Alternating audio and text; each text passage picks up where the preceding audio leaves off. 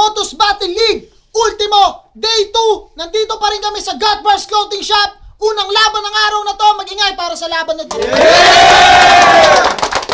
maraming salamat nga pala. Unang-una Crown Manila collaboration yan. Abangan nyo yan. May pre-order na yan. Siyempre sa Timber Gastropub. Yan, salamat sa TPCM Macau. Yan, shoutouts dyan. Kay Utol Chito sa buong Scene Zone. Shoutouts kay Utol Plus One. Kay Christina Maris Kaaway, maraming salamat. Siyempre, shoutouts din kay Don Pao sa Chowpan Master. Ayan. Eto, laban to. Unang laban sa kanan, galing pa ng Cavite City. Mag-ingay para kay Ronan. Cavite City Hip Hop Community, Boss AJ Mahusay, Nectarios, kay Kuya Lim, Ignited, and Happy, pati Strong Clothing. Shoutouts nga pala, AJ Mahusay. Ano ba, Emmanuel on the go, yan. Shoutout, nakakamiss yan. Eto, sa kaliwa naman, galing pa ng San Jose del Monte, Bulacan. Mag-ingay para kay Renzo. Yeah! Shoutout nga pala, Perp House, Abundant, and Row 2, and nag-coin toss kami. Nanalo si Ronan, pinili niya muna si Renzo. Una banat para kay Renzo, ultimo, day 2. Pakinggan natin, oh. Game! Let's go! Bago ko to simulan, if that's fine, hayaan nyo muna sabihin ko yung panapos ko na punchline. Time. Game! Motus game, isa pa! Bago ko pasiklaban ng mga linyang pamaslang, anong pakiramdam na mukha kang blooming na badang? O baka masaktan? Ang tanong ko, anong pakiramdam na pag nagsashopping ka, mukha kang tinatawag na madam? Tinapat niya sa aking rapper, mukhang ditong laging naguhubo. Kinikwento kanyang buhay kahit nasinok dinahin to. Alam ko M-side trip mo, di lang ako nakibo. Kasi hilig mo akong itapat sa mga rapper na mukhang tomboy. Pero feedback nga sa kanyang battle, siya daw yung tamod ni Castillo. Mag-scroll down ka pa sa comment, mukha ka daw lesbing na Camillo. Kahit magpalit stilo, ang handa mo sa akin ay panis. Magpalit ka man ng hairstyle, mukha ka pa rin ni Charis. Kasi mali daw tayong nagtapat, ako'y natapat daw sa gutom mo. Itong Ronan malaronin sa dami ng tinalo, oh. Kaso ko'y marunong magbalik. Dito'y kalyalili bro, ito'y saksak mong pabalik. Ako yung harakiri mo. At kung payabangan lang usapan, labis tong makikitil. Si MC saksi sa pinakita kong skill. Kapag ako nagla-live, sarap laging gigil. Kapag ito nagla-live, sa comment may napkin reveal. Pero seryoso tang ina, nang kayabangan neto masita. Kasi kung makarakter na tong battler, kala mo na sa ruruknan ng kaalaman. Kapag nag-spit ng verses, kala mo talaga mula sa kamalayan. Gago kapag nagrarap ka bro, para kang nagpapasyon sa dami mo ng katunog, para lang tayong nasa raon. Pero tong rapper dapat ay baon noong sa Gino na tapat. Noong na-bring up sa usapan, buhay na nalaglag. Oops, di na dedetalye pa. Basta si kaibigan pinagpapawisan. Si daddy di na pumalag on kampang nakipag-peace bomb. Kaya anong lalim mong sumulat kung di mo kayang sagipin sariling na diin sa pagkalunod na patukod sa sarili niyang piging saan napulot tong walang dulot lagi lang nakikiinat. Di ko na kayang tiisin. Gusto ko na tong sambitin. Kamukha mo yung kumanta nang di ko kayang tanggapin. Tignan nyo. Kaya baon, predictable na rapper, mawawalan to ng highlight. Proud semi-leftist to na battler na puro walk line. Nagbabaga daw kanyang linya, ganyan tapo man's-line, sakto kalaban mo natanggap ng tawag, normal sa akin, hotline, oh. Bagang linya, hotline, tain nyo muna. Kaya pak yung Ronan, wala ka ditong maloloko. Di mo ko matatalo kahit makiboto ka pa sa hurado. Kasi Mr. 2-1, kung puro wordplay, makatunog ka na. Ako'y magpapaka-sensei hanggang sa matuto ka. Time! Kamukha ako daw si Badang. Nakakainis naman. Pag inulit mo pa yan, pangalawang beses na yan. Game! Unang battle mo sa Motus, Mad Max agad dinain. Napatikom siya nung ani mo'y sumakit yung ngipin. Bite size na yung binigay, di mo nagawa pang nguyain. Tinadtad mo na sulat mo ng wala ka pa ding crowd na Pwede ng angulo yung Mad Max. Alam nyo ba kung bakit? Nagmistulang isang bata na naglaro sa putik. Kasi debut battle mo nun at labis mong pinagandaan. Tapos pinadaan ka niya sa mad, paano di agad madudungisan? O ilang buwang pinagandaan. Kaya after battle, ramdam yung pagod. O sa gilid dyan nagsenti. Ilang buwan nang ginapang yung mad na parang nagtraining lang sa military. Kasi tong round 1, sa isang battle lang iikot o yun lang gagamitin sa kanya. Balkan 176 sa isang ikot tsak tumba. Kasi nung hantungan, doon ka unang umusbong, unang nagpakilala. Sa delivery, similarity, kung itatanggi mo'y wag na ropa. Dahil sa estilo mo yalata ng may kaisa-isang ginaya. Alam kong may handa ka ng rebat, kasi nga call center agent ka. Parang beginner pa lang sa call, yung script ng matik naka-ready na. Kasi dinamay mo asawa ni Mad Max. Nag-imbento siya ng kwento nang mabigyan siya ng chance. Naturingan kang call center agent, pero wala kang quality assurance. Kasi meron ngang bumenta. Yung sabi mo na bantay linya at marami siyang papuri na na-take. Sige, bantayan mo solid lines at di ka sa akin makaka-overtake. Kasi nung laban niyo ni Mad Max, oo, binoto kita nun. Pero ang rason ay hindi labis. Binoto kita nun kasi kala ko ikaw si Hypebeats. Kilala niyo si Hypebeats? Yung streamer, yung palaging naka-marksman at doon ko nalaman na peke ka. Kasi MM na role ng kalaban pero sa Mad Max nadurog ka.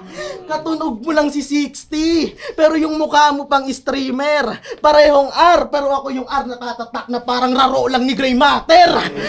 Hypebeats, mga ka-brief, tarararo, Grey Matter. Eksaktong year end, yung kahahantungan, gets nyo na nga siguro. Dahil kung ang napik nyo ay siya boy, alam nyo na nangyari sa dulo.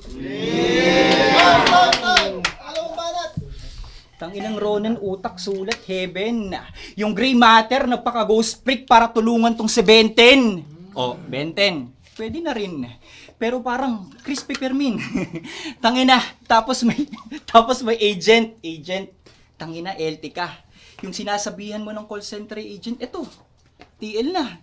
Tangina. Tapos, tangina, akala mo yung buong Ron sincerity. Puro Mad Max reference, ginawa mong documentary. At oo, isa ka sa hurado nun. Ganun ka ka-ipokrito. After battle, diba, binulungan mo ko na, sayong-sayo boto ko. Tangina. Idol mo ko, wag mo lang sasabihin. At oo, totoo pala yung balita ko nasagap. Amoy kang formalin. Anong pakiramdam na habang ikay nagsusulat ako ito? Nangangaroling. pero ngayong round 2 magpapaka-hustler. While this sounds like bitch talk. Dati daw siyang dancer, ngayon gumaganon sa TikTok. Puta, pero hindi, mabait yan. Katunayan, sa simbahan, napapasign of the cross pa si Iho. Kaso nga lang last time, sarap mong lagyan ng gripo. Benentahan siya ng sampagita, tapos doon nagsisi ako. Nung sinabihan niya yung bata na, boy, ayin siya ko. Tangina mo, Gronan, grabe na malala ka. Pag sinabihang Alan, 10K naaalala. Pag sinabihang Alan, K kamukha niya. Wala akong pake kahit ikaw dito yung certified fuckboy pogi na na-o-open pag-usapan ay flat earth theory oy pango. Yung standing ko, wag mo nang gagamiting anggulo. Baka nalilimutan mo. Bilog ang mundo, o flat, bilog. Tain nyo muna. Kasi pag siya bumabattle, may lagi siyang sinasambit para makuha ng madla. Binabagalan kanyang spit. O ano, nakameta ka? Meta na. Meta nga. Meta nga, may bobo, may inutil.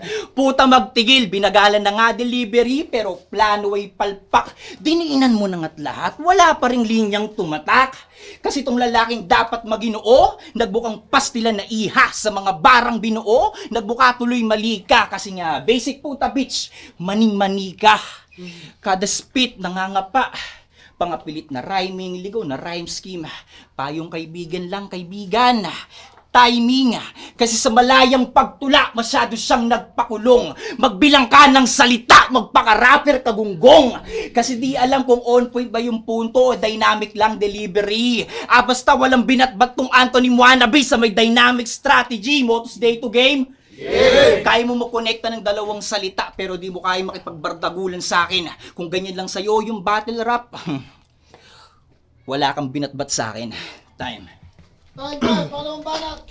Game. Pangalawang battle niya sa Motus, Code C. At pagkatalo pa din nakuha. Di ba tinanalis mo ng maigi yung code? O bakit error pa din resulta? Kasi pa na-invento to sa code. Kaya resulta, naging 404, naging background. Parang sablay na HTTP kasi yung resulta not found. Kasi dapat panalo daw kay Brevin. Yan yung nababasa niya na text at ang resulta nga daw luto.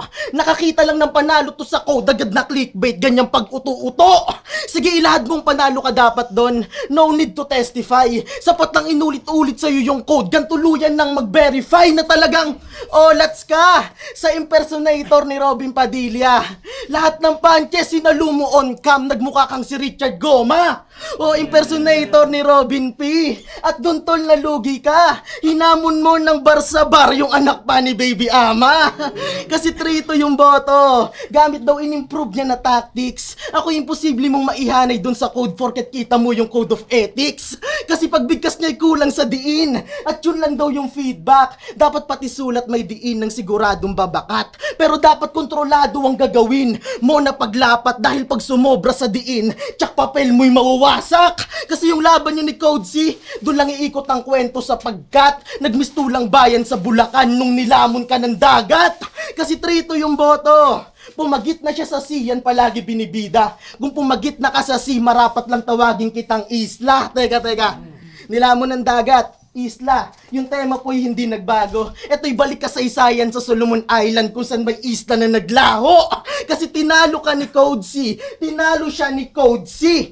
At eto'y deja vu kung saan magtatapos ka ulit sa CC. Ano ba ulit-ulit ba sa code? Alam kong gets nyo na yung senaryo. Nilagyan ng code bawat kata nang makita nyo sa dulo na ito'y Da Vinci Code. Sa pagkamatay mong walang kaso, pagkat ginamit ko yung code hanggang pagkamatay mo'y maging misteryo. Time. Huling banat. Tangina to, ang boring na battler. Gago, nagbuka ka lang storyteller. Tangina, round 1 Mad Max. Round 2 Code C. Tanginang to. Sige, mamayang round 3, analyze mo paano ka natalo. Taga Cavite ka daw, oy. Saan ka sa Dasma? Dasma tomboy. Hindi, seryoso. Tangina. Real talk. Almost 1 week bago magpalit ng venue. Home court advantage balagay. Gago bay, ito na yung court na lagi kong inaantay. Judicial proceeding. Labis tong masasakal. Puro depensa kada rounds. Ganyan talaga pag nasasakdal. Puro false statement ang iniyahain. Puro lang exaggeration. Subuko mong may maling sabihin kay nasa cross-examination. Usapang reference o angles. Dito makakahigit. Na-hype up ka lang bilang dancer pero wala pa ring pitik o pitik. Usapang pitik, maparulok third o wide angle sentido to sa ulo mo. Huwag mo kong tutulad sa'yo. Ang Ronan ng gulo. Puta, kaya ngayong magkamali ng hakbang, nakaabang, 1-2. Ikaw ba'y banta ko o bantay na parang anbu? Pa ay magpapantay kaya pasensya Pacquiao. Ito'y kalkulado kung panalo mala si Kamaru. Kaya ano, mister? Kaya pala. Tanginang to. Kakapanood mo ng previous battle ng kalaban, dami mo na pagtatanto. Kasi nagpapaka-leftist sa pag-ulat. Puro chismis naman mga sulat. Behind the scene, goods kausap. Kaso pakay lang manghalukat. Alam ko namang issue maker ka lang, bay. Huwag mo nang ide-deny. Kaya nga tong leftist behind the scene, lagi lang nalilip behind. PM the M-site hudyat para maging flammable. Takilid daw ako sa laban namin. Sagot ko, impossible. Kasi to, pag lumalaban, wala lang, despicable. Kapag ako lumalaban, resulta ay debatable. Kaya ano, kapag ito lumalaban, resulta ay pag ako lumalaban, resulta ay debatable. Ikaw, 2 beses ka nang tumalo ng di handa, aba naman. Hoy blooming badang, 2 beses mo na yan. Renzo versus Ronan, payabangan na naman to. Oh, payabangan na naman to. Wala akong pake, basta ako seryoso bro. Kung ikaw nanalo, ako yung puro talo, tsaka mo na ako yabangan kapag naparikaw mo na rin si M-site ng boto. O baka may maisagot to na resulta ay ganun pa rin. O Brad, alam ko, ako na yung may talo, ikaw tong may tinalo, pero di naman nila malalaman kung di ko sinabi dito. Time. Huling banat. Puro jokes! Grabe ang galing! Ako na seryoso, ikaw na puro biro ang dating. Pero parang Creeply versus M-site, di ko na dapat ikwento pa yung ending. Game! Ito yung pangatlong battle niya sa Motus. At pagkapanalo pa din hangad mo. Nagmistulang gutom na hayop na takam saro. Pero ako'y walang plano magpakain. Pagkat layunin parehas nga raw. Mangingibabaw ngayon yung Roma tapos kitang ma-smackdown. Kasi idolo sa music. Pangungunahan mo yan kung pag-uusapan. Pero sarap battle pag humarang kokotongan. Kaya kailangang tumabi. Maliligo sa dugo pag hindi nakapagtimpe. Dahil kahit galing bulak ang kalaban, ikay matigas ng uuwi. Kasi dinamay niya shawarma ni Mad Max, clothing ni Code C sa pamumuna ka na kulong. Dahil kainggitan lang lumitaw dito sa habang buhay nakatulong. O inggit, pamumuna ng business laging bala. Diyan na sana itong si Bobo. Yan lagi makikita kung palagi kang may amo. Sige, idamay mo business ko. Balaw-baw mil, ako'y hindi magiging nice. Punahin ng punahin yan ay may tuturing na advice. Tumataba dahil sa rice mill, nagbabago daw yung size. Talaga makikita paglaki kung tuloy-tuloy aking pag-rise. Oo, dancer, sumusulat ng tula. Magkakaibang genre ang ginagalawan. Pero parang artista sa eksena, lahat buong pusong ginagampanan. Ano? Baka sabihin mong ginto ka din ng underground. O di kayo diamante. Ako'y walang magiging angal. Kayo na may matataas na value pagkat value ko ay sentimental. Oo, sentimental value. Yung anggulong napili. Pagkat sa dami niyang nahawakang diamante at ginto, ako lang ang nagswak sa kanyang daliri. Oo, sing-sing. Na palaging ang suot at ayaw nangang hubarin. Kaya nga nakita ng site yung possibilities, yun ay dahil sa akin. Sing-sing, Dr. Strange. Ano, mahangin ba? Biglang naging presko, tira ayaw magpadaig. Dahil susunod na tema ay Titanic kung saan mamamatay ka sa lamig. Kasi round 1 at round 2 at round 3, yun yung biyahe niya sa motos. At ang masasabing ang bagsik pagkat paulit-ulit lang yung kwento. Talagang masasabing ang bagsik pagkat paulit-ulit din yung talo. Oo, may kaba, banda, dito. At need mo pa na mag-upgrade. Kasi pinadaan ka niya sa Mad Max Code si Ronan at lahat ng gusto mong panalo ay nag-fade. Oo, pinadaan ka niya sa MCR upang i-welcome ka sa Black Parade. Kasi lahat ng laban puro trito, puro dikit lagi yung boto. Dahil dumaan ng Pasko, tanggapin mo tong regalo. Ako'y kuripot na ninong at ang magsisilbing aginaldo. Makikita tong ampaw na may nakapaloob na 5-0. Motos Battle League, ultimo, day 2. Magingay sa pambeses para sa laban na yun. Siyempre maraming salamat sa mga nakasuporta sa amin online. Kung di ka pa nakasubscribe, subscribe ka lang. Motos Battle League, meron kami Facebook page. Silip kayo dito sa Godbars Clothing Shop. Nandito lang kami sa tapat ng SM Bacoor. At syempre shoutout nga din pala sa Nocturnal Clothing yan. Hype beat para sa suot ko. Pero ang boto ng hurado, 4-1, magingay para kay Ronan. Shoutout kay Ronan. Shoutout nga pala sa girlfriend ko, kay BAC, Miguel Bernal, pati sa kay Matter. Yo, shoutout. Salamat kay Ronan Lupit nun. Pagalit pag meron. So yun, Casper, binoto ko si Ronan sa round 1. Binigay ko kay Renzo yun ng konting-konti lang. Sa round 2, binigay ko na siya kay Ronan. Tapos sa round 3, hindi ko alam. Parehas silang laylay na, ibala ko na sana itay, pero yung mga huling punchline na pumasok para kay Ronan ay yung naging deciding factor para iboto ko siya. So 2-1 para kay Ronan. 7-8 ako, binoto ko si Renzo. Ako yung nag-iisang bumoto sa kanya. Round 1, round 2. Ang ganda ng mga jokes ni Renzo. Ang ganda ng transition niya papunta sa jokes, papunta sa seryoso. Natripan ko yun. Tsaka ang naging advantage nun kasi sa round 1, round 2, ang umikot yung laro sa mga nakaraang kalaban ni Renzo. Kaya na-justify naman ang round 3 niya yun. Kaya round 2, round 1 kay Renzo. Round 3 kay Ronan. Na-justify niya yung Mad Max Code C papunta sa MCR na may chemical romance pala. Yung pala yung kahantungan ng mga nangyari. Kaya Renzo. Yo, Eds, Takoma. Round 1, binigay ko kay Ronan pero sobrang dikit lang dahil balancing yung round niya. Tapos kita naman natin na sa rhymes pa lang, iwan na kaso sobrang lakas nung ender, yung Shaboy na ender. Kaya Kasi konting-konti lang binigay ko kay Ronan yung round 1. Sa round 2 naman, umikot sa code si Angulo, ganun-ganun. Tapos parang sa kanila pares dahil pares malinis yung performance nila, pati yung mga boss nila sobrang klaro. Pero yung round 2, tinabla ko yon dahil di rin naman ganun kalakas yung panapos nila. Pero round 3, medyo nag-stumble. Konting-konti lang naman, pero malinis pa rin si Ronan. Akala ko ayun lang, kaso yun nga, may malakas pa rin na punchline na sumapa, kaya Ronan 1 tsaka 2. Rematch na lang kay Matter sa Saint Flip ngayon tayo maglaban. Castro, Tacoma, Season, Dream Music. Ang binoto ko ay si Ronan dahil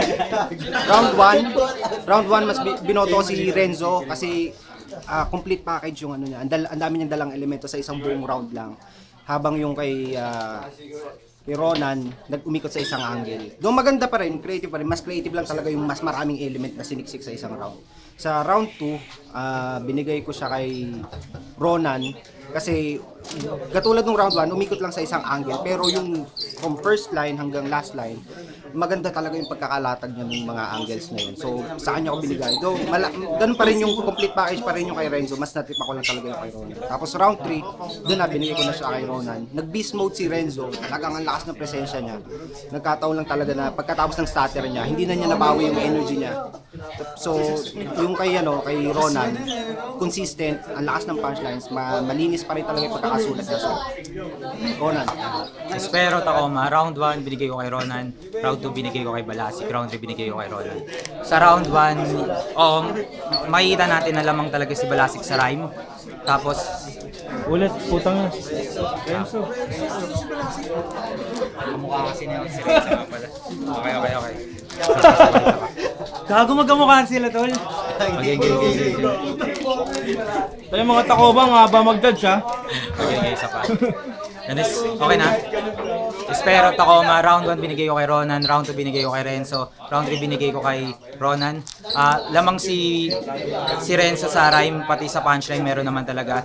Si Ronan naman, solid yung mga punchline niya sa round 1, kaya binigay ko sa kanya yung boto. Pero round 2, ang ganda nung rebat ni Renzo, tas na-expose nga niya dun yung, di ba, yung sa rhyming niya, kaya binigay ko yun sa kanya kasi yun nga, parang naglalaban sila sa maayos na rhyming, tas sapat na punchline, tas sa mas malakas na punchline. So, yung round 2 binigay ko kay Renzo, pero pagdating ng round 3, ang ganda nung pasok ni Renzo, pero para sa akin hindi siya naging consistent hanggang dulo. Tapos si Ronan naman, hindi rin naman ganun kaganda yung pasok niya, pero mas may mas may mga tumama pa rin punchline sa kanya para sa akin sa round 3. Kaya round 1 binigay ko kay Ronan, round 2 Renzo, round 3 Ronan. 2-1 Ronan.